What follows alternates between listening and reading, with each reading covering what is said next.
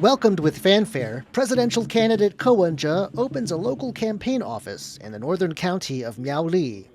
He's here to back his Taiwan People's Party's candidates for local office. But local matters aren't what has reporters' attention. The big question here is whether Ko will team up with someone else, perhaps the main opposition Kuomintang's Ho Yo-lee, to pull support in what could become a tight four-way race. So far, attempts to get talks moving haven't gone anywhere. But Ko says that doesn't mean they won't eventually. 这也是一个办法的，通常这样的，有困难的先 hold 住嘛，可以解决的先解决，这也是一种策略。 If there are plans for cooperation, Ho Yo-lee didn't mention them at his latest big campaign event.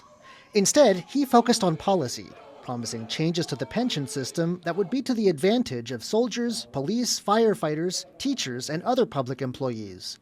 And he took aim at the China policy of his ruling Democratic Progressive Party rival Lai Ching-te. 尤其赖清德公然说支持台独万岁，台独的务实工作者，你不是要引战，你不但我们要备战，最重要不能引战，麦哥底下骗了，你骗了选票。 For his part, Lai Ching-te focused on the southern city of Tainan, where he used to be mayor.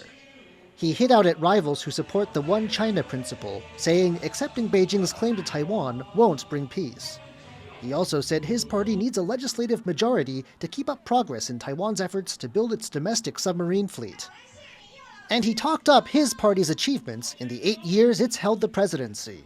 日本的公司拢来台湾投资，什么原因呢？